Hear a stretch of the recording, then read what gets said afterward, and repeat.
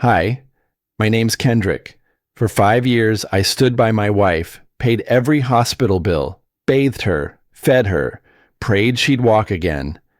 And when she finally did, she walked straight into my brother's arms. She threw me out of the house I paid for, handed me divorce papers like garbage, and told me, to my face, "Trash like you doesn't deserve me." But the real betrayal? It didn't happen that day. It happened long before, quietly, with cameras, edited lies, and a family I thought had my back. And when I handed the judge one envelope, just one, he looked at her and started laughing. "Wanna know why? Let me show you." I can still hear the tone of the phone that afternoon. It cut through the noise in my workshop like someone had grabbed the world and snapped it in half. Marla's name flashed on the screen, but the voice wasn't hers. A paramedic told me she'd been in a wreck and they were taking her to the ER. My knees nearly gave out. I dropped everything, left the van running in the driveway, and sped straight to the hospital. The only thing running through my mind was a silent plea that she'd still be breathing when I got there. Walking into that emergency room felt like stepping into a place where time didn't move right. Machines beeped, nurses rushed past, and then I saw her, still, pale, barely able to lift her head. A doctor pulled me aside and said she might never walk again. Those words didn't register at first. I just held her hand and promised I wouldn't go anywhere. Back then, I thought love meant showing up, no matter what it cost. What I didn't know was that promise would slowly burn my life down. The months after the accident blurred into a routine of bills, rehab sessions, and long nights helping her turn over so she wouldn't stiffen up. The invoices came nonstop. Surgeries, custom braces, medication I couldn't even pronounce. I paid everyone. I didn't think twice. I figured that's what marriage meant. You don't tally the cost, you just handle it. But somewhere in those years, something between us shifted. I had chalked it up to the trauma at first. Anyone would be shaken after being told they might spend the rest of their days in a wheelchair. I kept reminding myself of that when she snapped or pulled away from me. Still, the distance grew. I'd sit beside her during rehab sessions, handing her water from that old mug she liked, the one with the faded blue stripe, and she'd barely look at me. I kept using that mug because it reminded me of the nights she'd leaned on me for balance, whispering that she'd get through this. I held on to that memory long after she stopped holding on to me. 5 years rolled by. Her strength came back slowly, then faster. She could stand longer, walk farther, climb a few steps without me holding her elbow. And when she got better, the coldness didn't thaw. It sharpened. One afternoon, I was sorting through another stack of bills at the kitchen table, therapy, home modifications, mobility equipment, all of it under my name. Marla walked in, glanced at the papers, and said, "You make everything about money." I looked up, thinking she was joking, but her face was stone. I tried to explain that I wasn't complaining. I was trying to keep track of deadlines. She cut me off with, "I never asked you to pay for everything." She said it like I'd done something offensive. That sentence hit harder than any overdue notice ever could. I swallowed it, like I had swallowed every sharp word she'd thrown at me for years. I didn't want to argue, so I let it slide, even though it felt like the floor under my feet had shifted. Lately, she'd been on her phone constantly. If it buzzed, she'd step outside or turn away from me. I'd walk into a room and she'd lock the screen so fast it was like a reflex. I didn't ask who she was talking to. I didn't want to look controlling or paranoid. Deep down, I knew something was off, but I convinced myself the last thing she needed was pressure from me. I kept giving her space, even as that space pushed me further out of her life. One evening, as the sun dipped behind the houses on our street, I offered to help her with her stretches. It was something I'd done 1,000 times. She jerked away like I'd slapped her. "I don't need your pity, Kendrick." Before I could say anything, she brushed past me and knocked the rehab mug off the table. It shattered on the tile, pieces scattering under the cabinets. That mug had been part of her recovery, part of us. I got down on my knees and picked up the shards while she walked away, her footsteps sharp on the floor. I didn't call after her. I didn't remind her how many nights I'd held her steady when her legs trembled. I just cleaned up the mess and tried to pretend the crack inside me wasn't spreading. When I stood up and tossed the broken pieces into the trash, something in the house felt different. The air was heavier, the silence sharper. I kept telling myself that rough patches happen in every marriage, and this was just another one. But that night, for the first time, I wondered if I was losing her for good. Then I heard a car pulling up outside. Marla's whole expression changed. Her eyes lit up in a way I hadn't seen in years. Not for me, at least. She hurried to the window, brushing past me as if I wasn't even there. I stayed where I was, hands still dusted with tiny specks of ceramic, and listened as she whispered, "He's here." My stomach tightened. I didn't know who she was talking about yet, but I knew this moment was about to tear my world apart. And then I heard the voice outside, the one I never expected to hear, at my front door. It was my brother, Darius, laughing like he owned the place. I opened the front door, slow, cautious, like maybe I could delay what I already sensed was coming. And there he was, broad smile, shirt sleeves rolled up like he'd been doing something noble, and that same easy swagger he always wore like cologne. "Kenny," he grinned, slapping my shoulder harder than necessary. Man, it's been a minute. He didn't wait to be asked in, just strolled past me like he'd never left, like this was still his house too. I stood for a second, hands still on the knob, wondering what the hell was going on. Maybe, just maybe, he was here to check in. We were brothers, after all. It wasn't impossible. Unlikely, sure, but not impossible.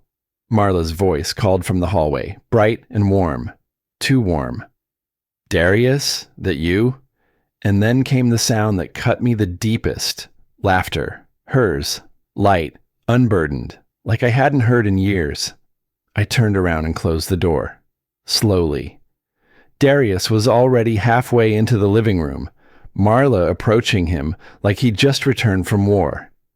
She reached out, touched his arm. That touch lingered. He smiled at her. "Heard you've been making strides with the walking. Figured I'd see for myself." She laughed again and nodded.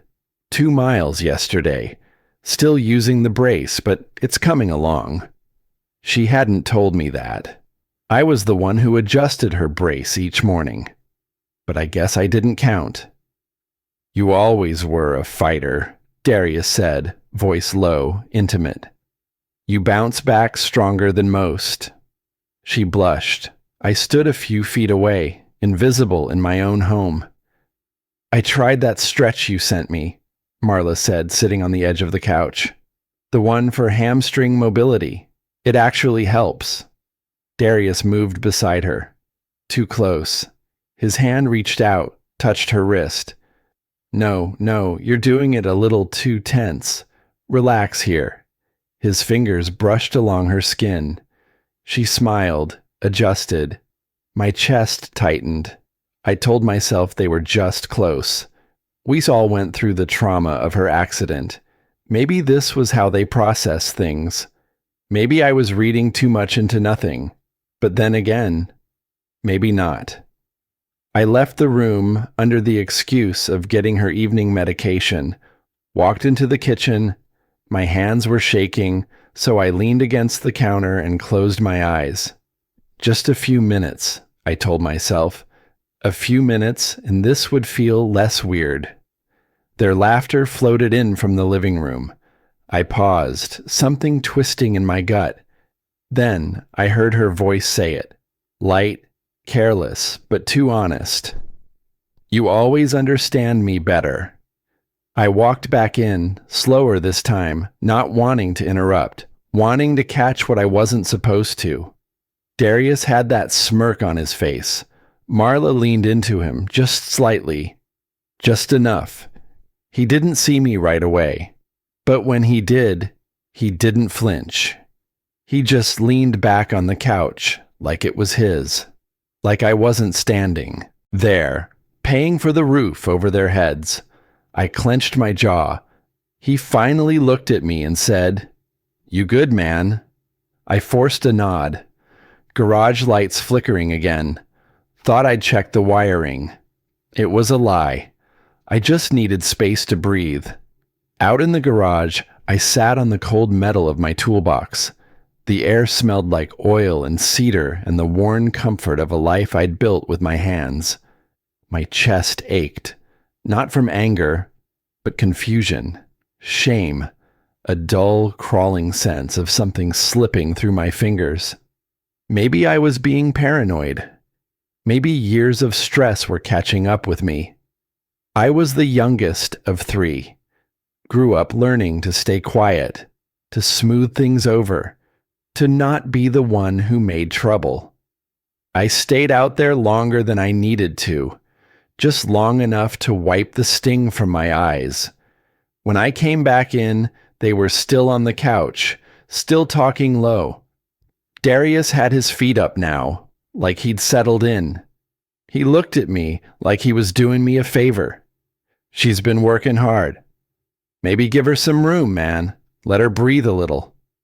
I blinked. "Room? You hover. I'm just saying." He turned back to Marla. She didn't correct him, didn't say a word, just gave the faintest nod. I'd carried her through every low, paid for everything, changed bandages, cleaned wounds she couldn't reach. And now, I was the one crowding her? I stood there, nodding slowly, not trusting my voice. Marla looked at Darius, not me. "You should stay for dinner. Kendrick won't mind." She didn't even ask. I felt something shift in that moment. The dynamic in the room tilted, hard, like furniture sliding in a house settling on cracked foundation. They were on one side of the couch. I was standing on the other side of the room. No one moved. I said nothing. Dinner was the moment I realized I wasn't just losing my wife. I was being replaced. And the worst part was, they didn't even try to hide it anymore. Dinner was simple: roast chicken, potatoes, green beans, stuff I made earlier that afternoon while Marla napped. I used to plate her meals, cut the meat into bite-sized pieces when her hands were weak from therapy. Tonight, she sat beside Darius and passed him the salt like they'd done this 100 times before. I took my seat across from them. We used to sit side by side, not anymore. They chatted like I wasn't there, laughing over things I didn't understand, finishing each other's stories. When I tried to join in, the room went quiet for a second too long. Then they'd resume, but softer, like I was some stranger intruding on an inside joke. Marla looked brighter than I'd seen her in months, animated, free. She was glowing. I should have been glad, should have felt relief seeing her bounce back like this. But that joy, it wasn't shared with me. She touched Darius's arm when she laughed, like it was instinct. I'd have to squint to remember the last time she reached out to me like that without hesitation. The walls of this house felt closer than usual, The light over the dining table flickered once, then held. I noticed little things I'd always brushed off, like how she laughed more freely with him, or how she leaned in just a little too close when he spoke. There was a rhythm between them, subtle but familiar, and I was no longer a part of it. Darius scanned the dining room, then said, "You know, Marla, you should really redecorate this place. It still feels like Kendrick." Marla smirked, setting her fork down. "I've been thinking the same thing." I kept my tone even. "It's our house, but just a reminder, it's still under my name." She shot back without missing a beat. "Only because I couldn't work. Let's not pretend you built this palace from nothing." I flinched. She used to thank me, quietly, maybe, but it meant something. Now she made it sound like I'd been parading around like a hero for doing what any decent husband would. I remembered signing those mortgage papers alone while she was in a hospital bed, hoping it'd be a gift to both of us.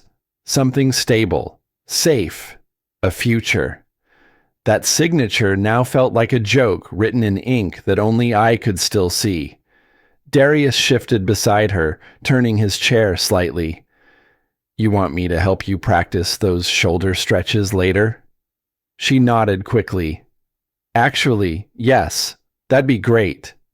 He stood behind her, guiding her shoulders with the kind of touch that made my teeth clench.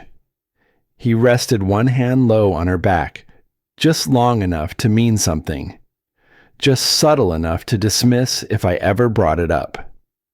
I kept my hands folded under the table.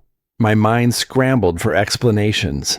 Maybe she just felt more comfortable around him because he wasn't the one who watched her cry through physical therapy. Maybe she needed someone who wasn't tied to all that pain, or maybe she just wanted someone else now. At some point, she stood up, on her own. No brace, no crutch. Her steps were careful, but confident, like she was making a statement. She headed toward the kitchen. I instinctively stood, half reaching to help. She stopped and looked over her shoulder. "I don't need you hovering over me anymore." That sentence landed like a slap. Darius got up too, walking beside her, hand at the small of her back. She didn't pull away. She let him. She let him. The room spun slower than it should have. The clink of silverware on plates, the muted hum of the fridge, even the sound of their footsteps, all of it sounded distant, like I was submerged underwater. I left the table, told them I needed to check on a work file. I didn't go near my work laptop. I went into the spare bedroom, the one we used for storage, and opened the old filing cabinet against the wall. Inside were years' worth of paperwork, hospital records, insurance forms, pharmacy receipts. I sat cross-legged on the floor and pulled out the thickest folder. Every page was a memory. Her first surgery. The night we stayed up until 3 a.m. researching a new therapy technique. The out-of-pocket expenses when insurance wouldn't cover the new wheelchair. I whispered without realizing it. "Was any of this real for you?" She used to thank me after every session, even if all I did was hold her leg still while she bent it. Now it was like none of it mattered. None of it counted. I stayed there a while, surrounded by papers and quiet. When I finally stood, I went to the kitchen for water and opened the cabinet above the sink. There, shoved to the back behind unused mugs, was the old rehab cup, the one with the green lid and straw. It was dusty. I pulled it down, wiped it clean. Just holding it reminded me of those early days, when all we wanted was one step forward, one more second of independence. I set it gently on the counter. It didn't belong in the shadows. Not yet. I was on my way back to the bedroom when I heard laughter from the dining room. It wasn't loud, but it was full. like they were having the kind of conversation people don't want interrupted. I stood at the hallway's edge, out of their view. Darius leaned back in his chair, sipping from the glass I'd poured. Marla rested her chin on her hand, smiling at him with soft eyes, the kind she used to reserve for me. I didn't speak, didn't cough to announce myself. I just stood there and watched, and thought, if she can walk without me, what happens to everything else we built together? It happened the next morning, when Marla made her first demand to push me completely out. I barely slept. I stayed on the far edge of the mattress, staring at the ceiling while their laughter replayed in my mind. When the sun finally crept in through the blinds, I felt like I'd aged 10 years overnight. The house was quiet when I stepped out of the bedroom, but not in a peaceful way. There was a heaviness in the air, like someone had taken all the warmth out and left only the shell behind. I followed the faint clatter of dishes to the kitchen. Marla stood at the stove, flipping an omelet. Darius sat at the counter drinking coffee from my navy mug, the one I used every morning for years. Neither of them looked up. I hesitated in the doorway, unsure if I should say good morning or just wait. Finally, I stepped in and reached for a clean glass. Marla didn't turn. "You're up." Not a single trace of softness. Her voice had edges now. Darius stretched like he owned the place. "Morning, man." "Yeah," I answered quietly. "Morning." I kept waiting for some sign that we were still partners in all this, some glance, some acknowledgement. Instead, Marla plated the omelet and slid it toward Darius, not me. Something inside me cracked a little. I sat down across from them, still trying to piece together how last night had shifted everything so drastically. She wouldn't meet my eyes. She'd look at the counter, look at her hands, look anywhere except at me. Finally, she exhaled sharply. "We need to talk." Those 4 words never lead anywhere good. Darius stayed seated, but straightened up. He didn't even pretend to give us space. Marla wiped her hands on a towel and finally faced me. "I need room to breathe, real space. You hovering around me all day doesn't help." My heart thudded once, hard. I'm just trying to support you." "That's not support," she snapped. "It's suffocating." I blinked, stunned. "Marla, this is our home. I'm not hovering. I live here." "That's the issue," she said flatly. "I think you should stay at a motel for a while." The air left my lungs. I stared at her, hoping she'd take it back, call it frustration or miscommunication. But she stood there, like she'd rehearsed it. "Why would I leave my own house?" I finally managed. She rolled her eyes, a gesture I'd never seen from her until recently. "Because you're making everything tense. I need peace, Kendrick, and Darius understands what I need right now." My brother folded his arms behind her, silent support, just like she wanted. The shift was absolute. For the first time, I saw their alignment as something intentional, not accidental. A line had formed, and I wasn't on their side of it. Before I could respond, Marla grabbed her phone and said, "We're having a family check-in." My stomach dropped. "A what?" She already had the video call ringing. Within seconds, her parents appeared on screen, then a cousin, then another relative. Even my own parents joined in, confused and half awake. Marla spoke first. "I need everyone to know," she said, voice trembling just enough to win sympathy, "that Kendrick has been controlling. He's not giving me emotional space.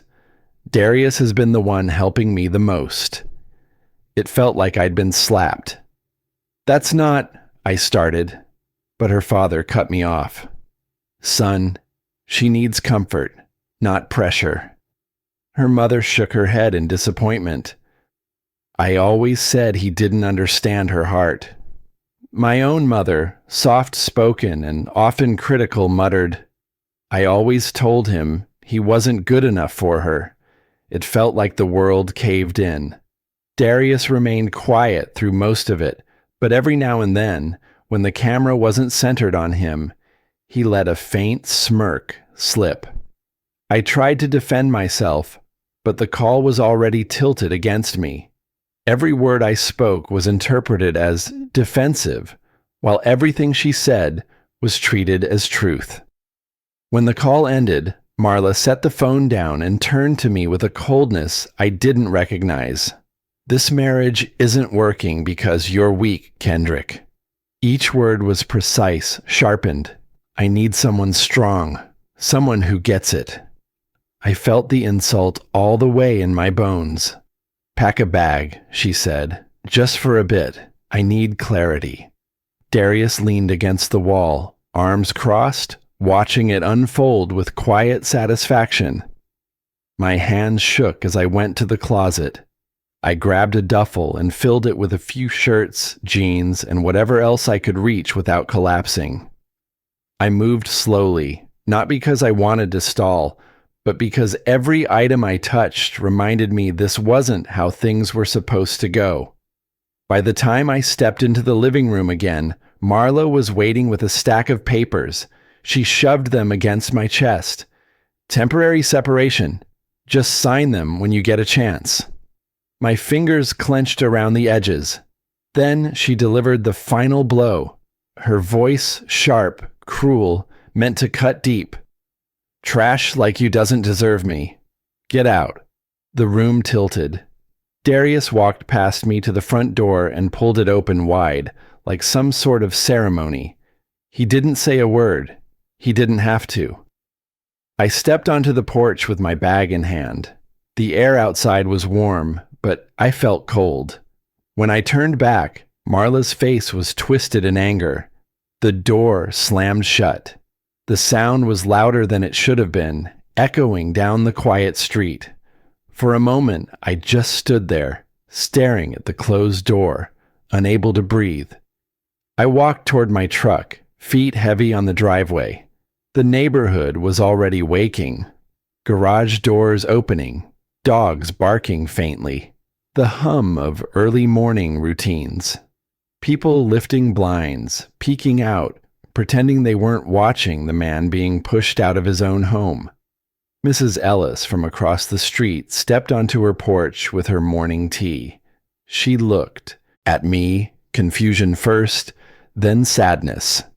She gave me a small nod, not pity, just recognition, like she'd sensed something wasn't right long before I had. I sat in the truck and gripped the steering wheel. I didn't start the engine. Not yet. "This can't be happening," I whispered. "This can't be real." But reality doesn't wait for permission. After a long minute, I turned the key, backed out of the driveway, and started driving with no real destination. Houses blurred past. Street signs blurred. I didn't know where I was heading. I just knew I couldn't stay there. I didn't know it then. But this was only the beginning of how far they'd go to erase me. I realized that truth on the road later that night, while I was driving with no idea where to go or who I still mattered to. The highway lights stretched in long yellow streaks as I followed whichever exit came next. I wasn't thinking about direction. I wasn't thinking about rest. I was thinking about the way Marla's voice had carried when she told me to get out, as if every hour I'd spent fighting for her life had been some burden she'd never asked for. I ended up at a rundown motel just outside the loop. The sign flickered on and off, casting a dull red glow over the parking lot. Inside, the room smelled like a mix of bleach and old carpet. The kind of place people stayed when they didn't want their names attached to anything. I didn't bother taking off my shoes. I just dropped onto the stiff mattress and stared at the wall. Every sentence Marla had thrown at me spun around my head. Weak, smothering, undeserving. I kept wondering if maybe there was some truth in it. Maybe I'd become so focused on keeping her alive and upright that I'd stopped noticing what she wanted. Maybe I'd turned into someone she couldn't stand to look at.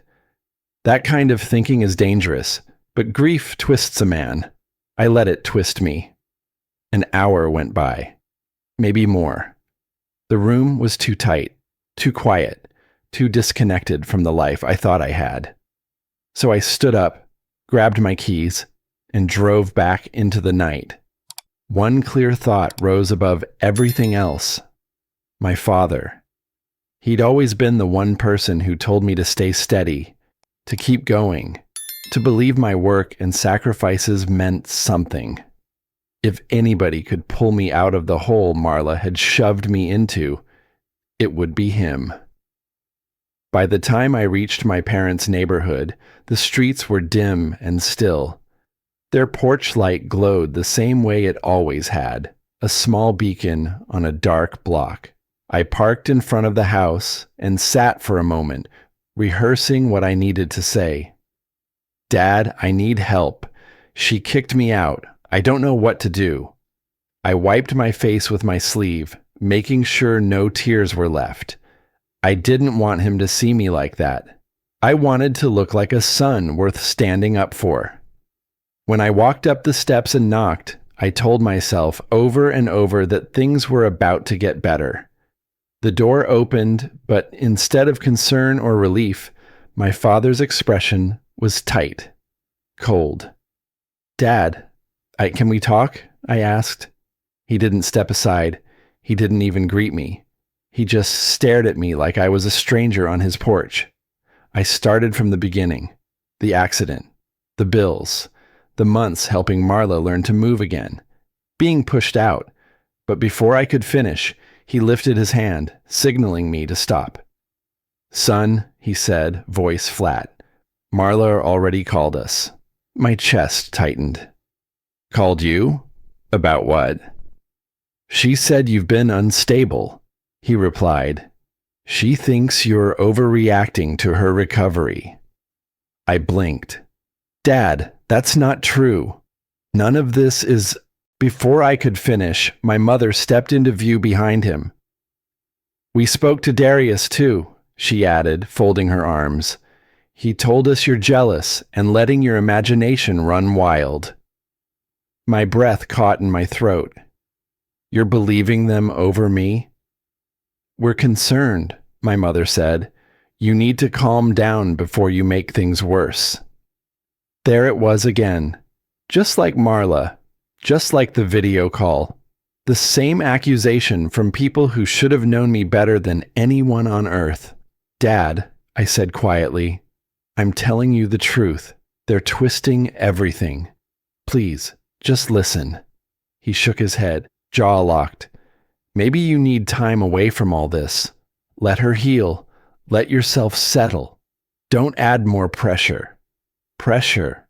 That word hit harder than any insult. They didn't see me as someone who had carried this family on his back. They didn't see the nights I sat in hospitals, the days I picked up extra shifts, the years I spent trying to make sure no one struggled the way I had when I was young. They only saw what Marla and Darius had told them to see. I stepped closer, desperate. Can I at least come inside? Just for tonight? My father moved into the doorway, blocking the entry with his body. You should go, he said, not unkind, but final. Come back when you're thinking clearer. The door shut before I could say anything else. 2 days. 2 doors slammed in my face. 2 places I once belonged closing without a second thought. I walked back to my truck with my heart crawling up into my throat. My hands shook as I opened the door, and the silence inside felt heavier than anything I had carried for Marla. I sat there, gripping the steering wheel so tightly my knuckles turned pale. My breaths came short, uneven. Old memories rose without permission. My father teaching me to ride a bike, telling me to toughen up, telling me to let things go, telling me not to make problems. That's how I'd lived my whole life, being the quiet one, the youngest, the one who kept peace even when nobody returned the favor. Tonight, peace had no place for me. I finally leaned back, staring at the faint reflection of my own tired face in the windshield. If even my own family thinks I'm the villain, I whispered, what else can they take from me? Just then, my phone buzzed against my pocket. I pulled it out, expecting a motel reminder, a spam call, anything ordinary. But the message was from an unknown number. You don't know half of what they're planning. I froze, eyes fixed on the screen, a cold ripple running through me. I stared at that message for a long time, because it was the first sign that someone out there actually knew the truth. The motel lot was nearly empty. My truck was parked under a crooked street lamp buzzing with bugs, and my thumb hovered over the screen. I didn't recognize the number. No name, no history. But the words were like a rope tossed to a man drowning. You don't know half of what they're planning. I hit call. It rang once, twice. Then a voice answered, low, shaky, like someone whispering in a library. Hello? I froze. Who is this? A pause. The line crackled. I can't say my name, she said quickly. Not yet. My heart thumped against my ribs. Then why text me? Because I saw things. I know what they're doing to you. I've been carrying this too long. The way she spoke, frightened, urgent, made me believe her before I even had the facts. I put the truck in drive, pulled out of the lot, and steered toward a public park I knew stayed empty at night. Where did you see it? I asked. The rehab center, she said. Back when Marla was still a patient. I pulled into the park's gravel lot, engine running. Go on. I worked the front desk on evening shifts. My name's Nora. Another pause. I shouldn't be talking to you, but I couldn't ignore it anymore. I used to hear things. Things she said when she thought no one was around. Like what? Bragging, she whispered, to another patient, about how she was milking your guilt, saying it was easy because you were soft, that she had everything lined up perfectly. Her words, not mine. I sat there stunned. She said you'd never question her. That guilt made you predictable. I clenched the steering wheel.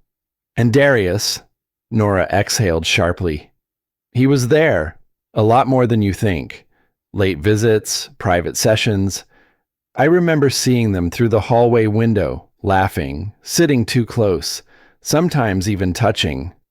It wasn't professional, not even friendly. It was personal, I said, finishing it for her.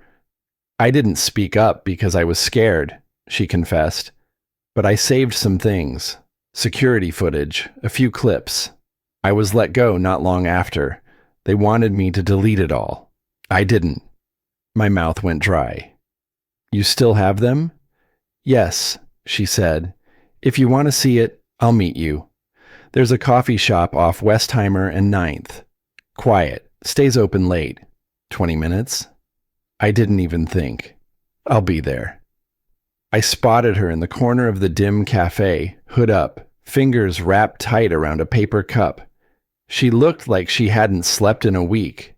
She glanced up as I walked in, and I gave her a nod of recognition. Her eyes darted behind me like she was expecting someone to follow. You came alone? She asked as I slid into the booth. Yeah, I said. You? I don't have anyone to come with. She slid a small flash drive across the table, wrapped in a napkin. You're not crazy, Kendrick, she said. They used you. I stared at the flash drive, not daring to touch it yet. Why are you doing this now? Because it's eating at me. I watched you walk her through that place every day, bringing food, helping her stretch, fixing her jacket. And then I heard her call you pathetic behind your back. That wasn't rehab. That was performance. I picked up the flash drive slowly. What's on it? She leaned forward, her voice just above a whisper. Footage, them touching. Her talking to the other patient about how she planned everything. And something else. What? Darius, she said, eyes narrowing. He's been sending your family edited clips of you yelling during her therapy. He cut out the context, made it look like you were aggressive, unstable. I felt the blood drain from my face. That's why they turned on you, she added. They've been watching these lies. I leaned back in my seat. Cold, sick realization spread in my gut. So it wasn't just betrayal. It was orchestration. I wasn't just being replaced. I was being erased, rewritten as the villain in my own life story. I stood, needing air. Nora followed me out to the sidewalk. I don't know what they're planning, she said, but it's big. They're desperate. That kind of desperation, it's dangerous. I nodded, gripping the flash drive in my palm like it was a weapon. I don't want anything from you, she said. Just be careful.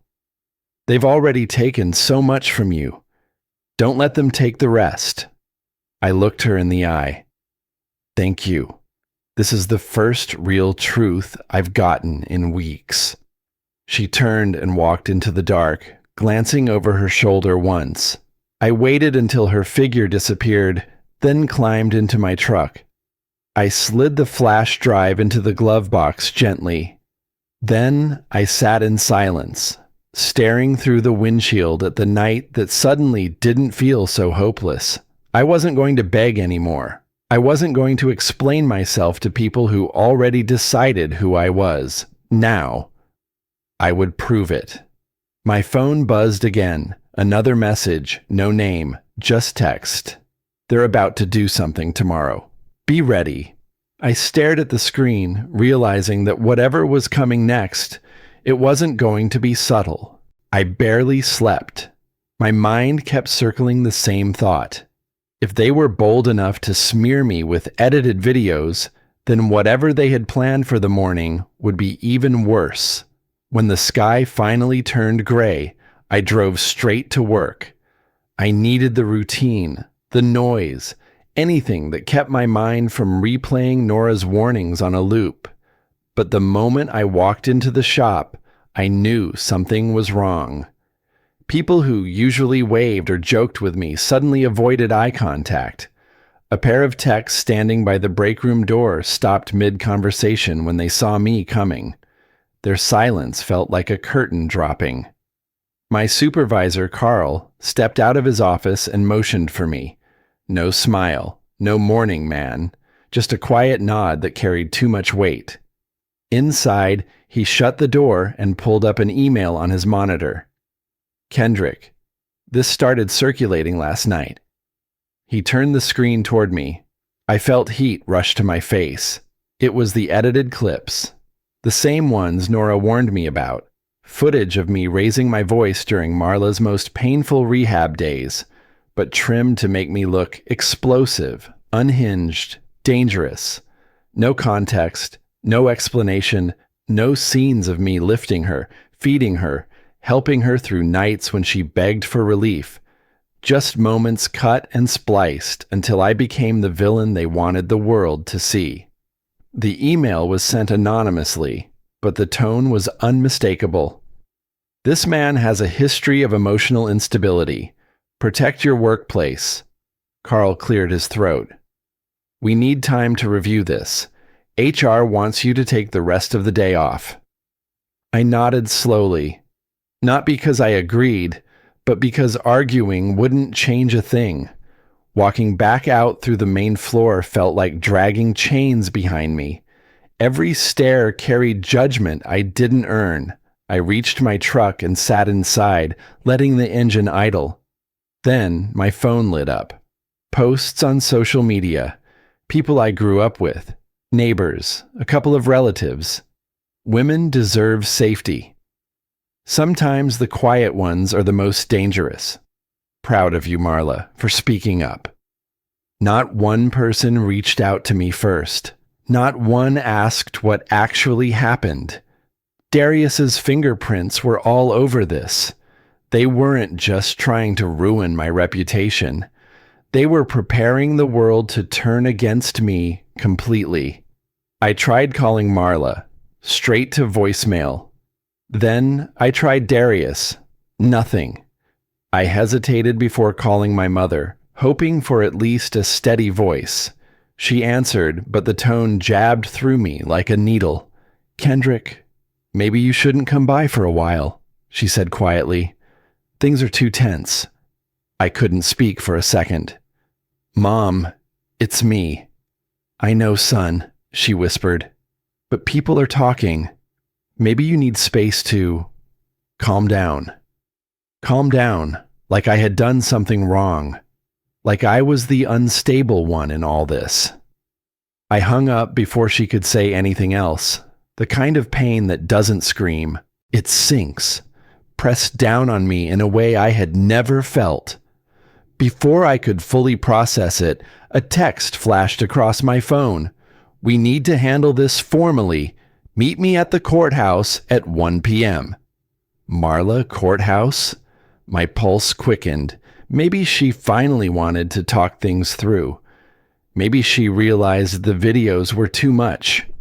I drove straight there, parked, and hurried inside. But the moment I stepped into the small family court lobby, my stomach tightened.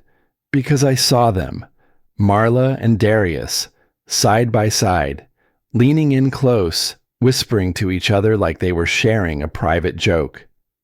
A clerk approached me. "Mr. Vale, they're waiting for the restraining order hearing." Restraining order. I felt the ground shift under me. What hearing? I wasn't notified of any. "You were notified this morning," she said gently. "Your presence means we can proceed."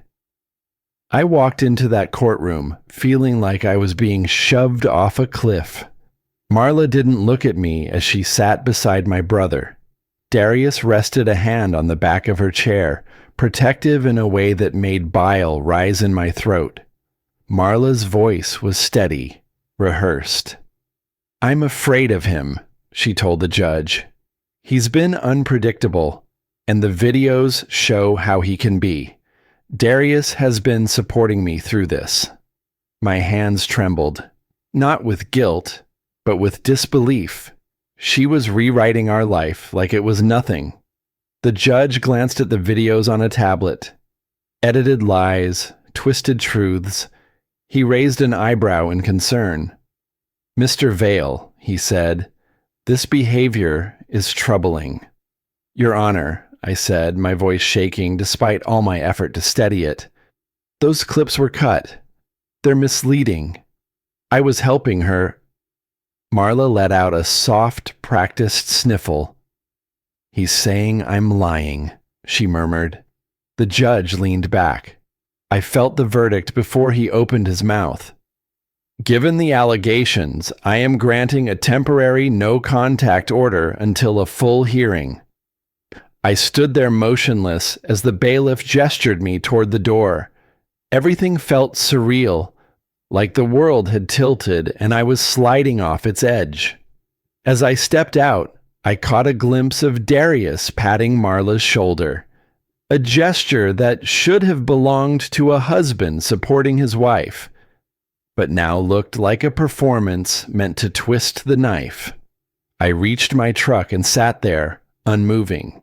The kind of pain that steals your breath settled deep in my chest. "How did I let it get this far?" I whispered. "How did I not see them for who they were?" But self-blame only lasted a moment. Then I felt something shift. A spark. A small, steady burn beneath the rubble. I opened my glove compartment, pulled out Nora's flash drive, and slid it into my laptop. I watched the unedited footage, every second of it, and for the first time in weeks, my hands stopped trembling. There was the truth. There was the proof. Their laughter. Their rehearsed lines. Their plans spoken out loud like my loyalty made me blind forever. I closed the laptop slowly. "I'm done being silent," I said. I scrolled through my contacts until I found a number I saved months ago but never thought I'd need. When the attorney answered with a crisp, professional tone, I spoke clearly. "My name is Kendrick Vale," I said. "I need representation, and I have evidence you'll want to see." That call marked the moment the playing field finally shifted, and for the first time since the accident, I wasn't the one on defense. 2 days later, I sat across from Abigail Merritt in her downtown office. Morning light filtered through the blinds, catching dust in the air, but Abigail didn't blink. She held the flash drive in one hand like it was a loaded weapon, and her other hand was already flipping through a legal pad covered in notes. I walked her through everything. The lies, the restraining order ambush, the videos, and how my own family had turned their backs without ever asking me what was true.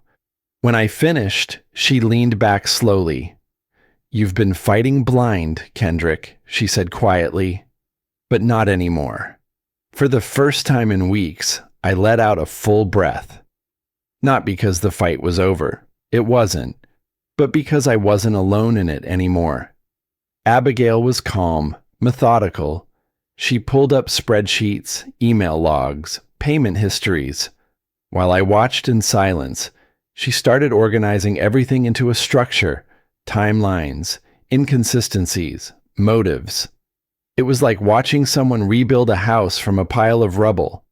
She turned her laptop toward me. "Here," she said. "Every single medical bill, paid by you. The mortgage Marla's living under, still in your name. And these bank transfers? That's Darius, taking money from you every month, telling you it was for therapy, car repairs, whatever excuse worked." My jaw clenched. I stared at the numbers. Thousands of dollars, siphoned off under the illusion of help. My own brother. Abigail slid a thick manila envelope across the desk. "In here," she said, "is everything we need. Payment records, hospital receipts, the unedited rehab footage, and evidence of Darius's bank withdrawals." She tapped the envelope once, then looked at me directly. "This is the hammer. We only swing it once." I didn't say anything for a moment. Then I nodded. "Let's make it count." By noon that same day, I stood in the courthouse lobby again. Same stone floors, same too-cold air conditioning humming through the vents. This time, though, I wasn't pacing. I wasn't sweating. I stood still. Across the room, Marla walked in wearing a light blue dress like it was Sunday morning, not the middle of a legal war. Darius followed, wearing a fitted suit and the same smug smile I'd seen since we were kids. She didn't even glance at me. He did, with that same patronizing tilt of the head, like he already saw the ending written in ink. They thought they had this. The courtroom was smaller than I expected. Just a handful of people seated. One bailiff, the judge, an older man with silver hair and tired eyes, skimmed through his docket without looking up. Marla's attorney started the hearing with those edited videos, the same ones. They echoed off the courtroom walls, my voice raised, my hands moving too fast. A woman's face full of distress, but cropped, distorted, bent into a weapon. Then it was our turn. Abigail stood up, quiet and precise, and walked toward the judge's bench. She placed the sealed envelope in front of him. She didn't say a word. The judge opened it, pulled out the contents, and read. And then he laughed. Not a chuckle, not mockery. It was the short, surprised kind of laugh a man lets out when he's stunned by how sloppy someone's been. He looked at Marla's attorney. "Did your client think this would hold up in a courtroom?" he asked. The room fell still. Marla's face changed, not instantly, but slowly. Her practiced calmness broke apart like glass cracking from the center. Darius stiffened in his seat, lips pressed together tight. Abigail began walking the court through the unedited footage, the full moments, the part where Marla laughed while mocking my devotion, the way Darius brushed her hair back when he thought no one was watching. Their words, their games, all of it laid bare. Then came the financials, every receipt, every deposit, every withdrawal Darius had taken while pretending to be my advocate. Abigail didn't raise her voice once. She didn't need to. The evidence screamed for her. The judge's expression hardened. He looked at Marla, then Darius. "Mrs. Vale," he said slowly, "this borders on fraud." Darius opened his mouth to argue, but the judge held up a hand. "Not another word. Not unless you want me to open a criminal inquiry." The hearing moved swiftly after that. The restraining order? Dismissed. False claims? Stricken from the record. Divorce proceedings would continue, but on Kendrick Vale's terms now. We stepped into the hallway, and I could already feel the whispers starting. "Is that her? The woman from the videos? Wait, isn't that guy from the posts last week?" A man near the elevator raised his phone to take a picture. Darius noticed, shoved past, and stormed down the stairs. Marla came toward me hesitantly. "Kendrick," she said, voice softer now. "We can fix this. You don't have to ruin my life." I looked at her, really looked at her. There was no mask now, just the scared, exposed woman behind the performance. "I didn't ruin anything," I said. "You did." Abigail stepped in between us, facing Marla with all the cold authority I didn't have to summon myself. "You need to leave," she said.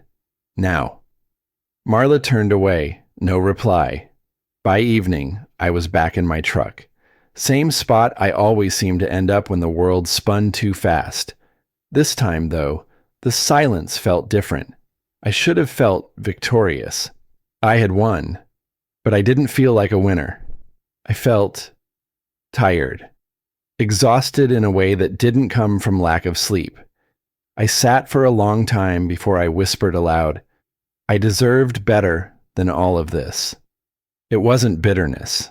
It was truth. I would finalize the divorce. I'd keep the house. And then, slowly, quietly, I'd rebuild. Driving out of the courthouse parking lot, I spotted her. Marla, sitting on the curb, shoulders hunched. Her face was in her hands.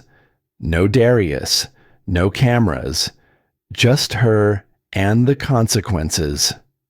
I watched for a few seconds. Then I turned away and drove on. This time, I whispered, I'm choosing myself. And I meant it. The days that followed passed quietly, almost too quietly. But that wasn't a complaint. After what felt like years of chaos compressed into weeks, the absence of noise, of conflict, was the most unfamiliar relief. I wasn't bracing for the next hit anymore. I was breathing again. I woke one morning to the sound of birds tapping against the window pane. The sunlight spilled through the blinds and settled on the wooden floor of my bedroom. The bedroom in my home. No voices accusing me, no tension crackling under every word, no ghosts of guilt in the corners, just stillness.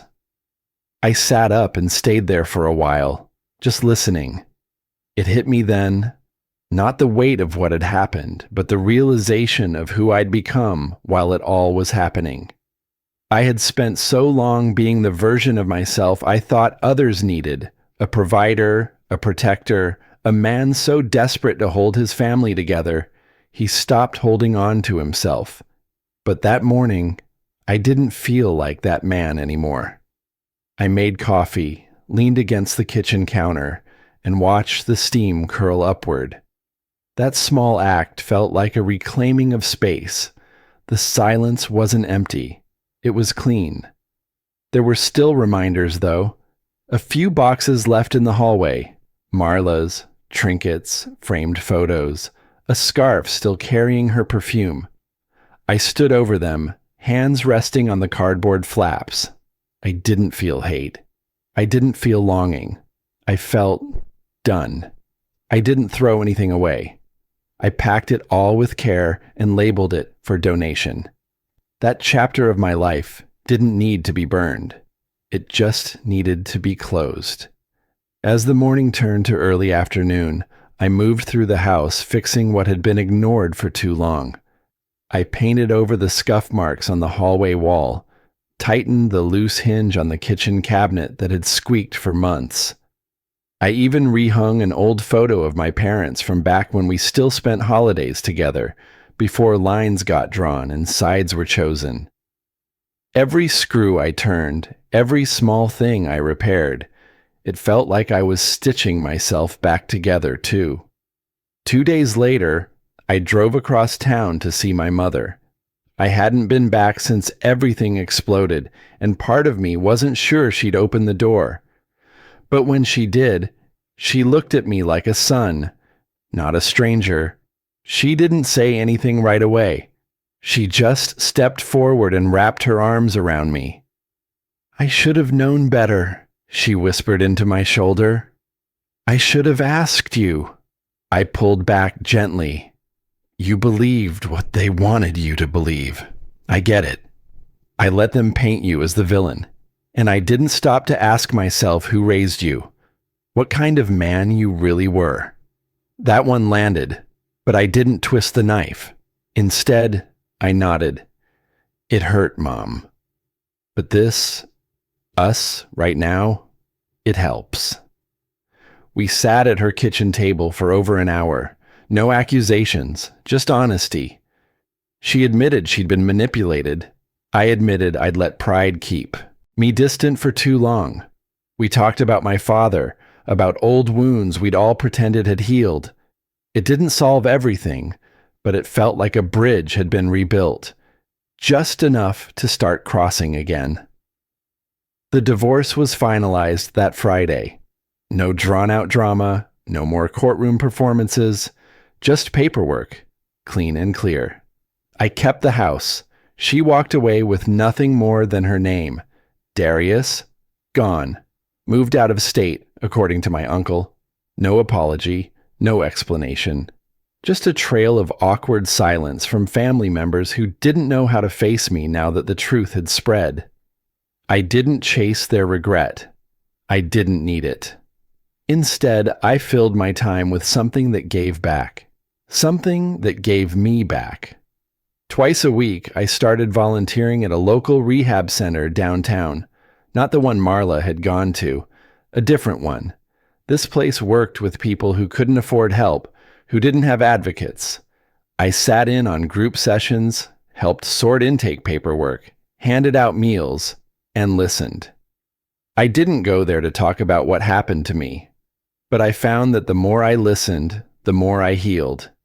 Their stories reminded me that pain isn't rare, and survival isn't weakness. It's a muscle. I reconnected with old friends, too. People I'd pushed away during the marriage, out of shame or obligation or just pure exhaustion. A few of them reached out after everything unfolded, awkward at first, unsure of what to say. But a simple, "I'm glad you're okay," was enough. They reminded me who I used to be before I got swallowed up trying to be someone else's version of enough. One evening, I sat in my backyard as the sun melted into the horizon. The sky was soft, pink edges fading into a gentle gray. The yard was quiet, just the wind moving through the leaves and the faint sound of kids laughing a few houses down. I leaned back in the chair I'd nearly tossed during the divorce process and let myself just be. I thought about all of it. Every sacrifice, every betrayal, every ugly word spoken in courtrooms and kitchens. And still, I was here. They didn't break me. I said it softly, just to myself. You didn't break me. You just reminded me who I am. And maybe that was the truth I needed the most. If you've ever loved someone who used your heart against you, know this: your worth isn't measured by who betrayed you, but by who you choose to become afterward. And I chose this man. As the sky darkened and the automatic porch light clicked on behind me, I stood up and walked back inside. I paused at the door and looked around the space I'd reclaimed. Then, with no one watching and no need to explain, I smiled. Not a forced smile, not a polite one, a real one. The worst chapter of my life didn't end me. It introduced me to the man I was always meant to be.